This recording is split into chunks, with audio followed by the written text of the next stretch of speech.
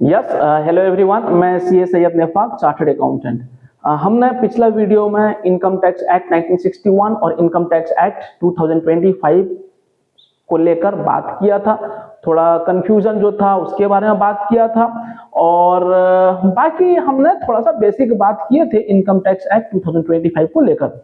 आज हम बात करने वाले हैं जो लोगों के अंदर बहुत बड़ा कंफ्यूजन दिमाग में चल रहा है, लोगों के बीच में जो कंफ्यूजन है, तो उसके बारे में हम लोग आज बात करते हैं। जैसे कि लोगों को लग रहा है कि गवर्नमेंट ने अनाउंस किया था कि 12 लाख तक इनकम पर कोई टैक्स नहीं लगेगा अगर बिजनेस वाले हैं। अगर सैलरीड पर्सन है तो उनके लिए 12,75,000 हो जाता है। तो ये इनकम के ऊपर टैक्स नहीं लगेगा। मतलब क्या हुआ, अगर आपका इनकम 12 लाख तक है तो टैक्स नहीं लगेगा। बात कहां तक ये वैलिड है, कहां तक नहीं है, इसके बारे में थोड़ा सा बात करते हैं। देखिए, जो गवर्नमेंट ने जो स्लैब रेट दे रखा है वो 4 लाख तक जीरो टैक्स, 4 लाख से 8 लाख तक 5% है और 8 लाख से 12 लाख तक 10% है। इस तरीके से स्लैब रेट है। तो बट अगर इसी स्लैब रेट के हिसाब से अगर इनकम अगर आपका 12 लाख होता है और इसी स्लैब रेट के हिसाब से अगर टैक्स कैलकुलेट करते हैं, यानी मान लीजिए किसी का बिजनेस है, उसका इनकम अगर 12 लाख होता है तो उसका टैक्स कितना बनेगा?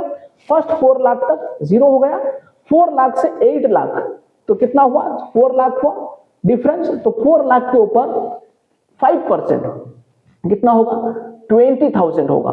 फिर उसके बाद नेक्स्ट 8 लाख से लेकर 12 लाख तक जो डिफरेंस इनकम है अगेन हो गया कितना? 4 लाख। 4 लाख के ऊपर 10% कितना हो गया? 40,000 हो गया।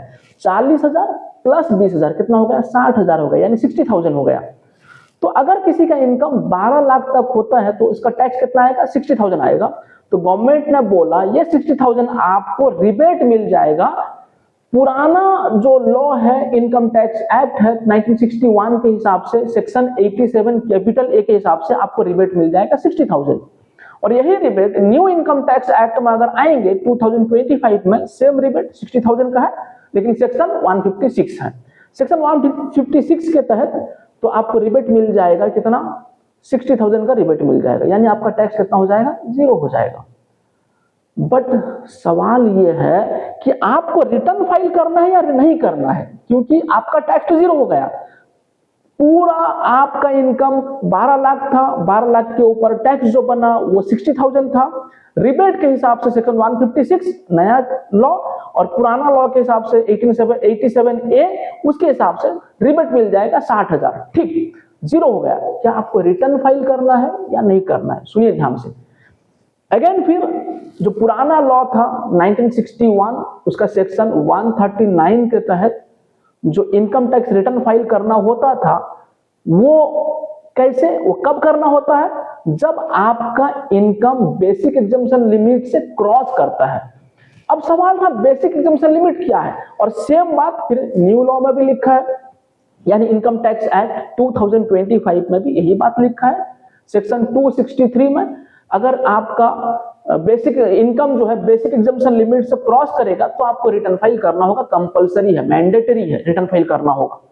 तो अब सवाल रहा बेसिक एग्जम्पशन लिमिट क्या है? क्या 12 लाख है basic exemption limit? No no no, basic exemption limit होता है न्यू रिजिम के हिसाब से 4 लाख, यानी 4 लाख होता है बेसिक एग्जम्पशन लिमिट। इससे अगर क्रॉस किया आपका टैक्स जीरो हो सकता है, बट आपको रिटर्न फाइल करना पड़ेगा, ये मैंडेटरी है। Section 263 new act, again section 139 subsection 1 पुराना एक्ट यानी 1961। तो ध्यान से, आपको ऐसा नहीं कि आपका 12 लाख इनकम है तो आपको रिटर्न फाइल नहीं करना पड़ेगा, टैक्स जीरो हो सकता है। किसी का 10 लाख इनकम है, क्या उसे रिटर्न फाइल नहीं करना पड़ेगा? रिटर्न फाइल करना पड़ेगा, टैक्स जीरो हो जाएगा, बट आपको रिटर्न फाइल तो करना पड़ेगा। यानी 4 लाख से अगर एक्सीड करता है basic exemption limit, new regime के हिसाब से बात मैं कर रहा हूं, तो अगर 4 लाख से एक्सीड करता है तो आपको रिटर्न फाइल करना पड़ेगा, वो टैक्स का अमाउंट जीरो हो सकता है। ठीक है, तो ऐसे ही फिर नेक्स्ट वीडियो में हम लोग कुछ कंफ्यूजन को लेकर बात करेंगे, कुछ और भी कुछ सेक्शंस को लेकर बात करेंगे। Thank you very much, bye.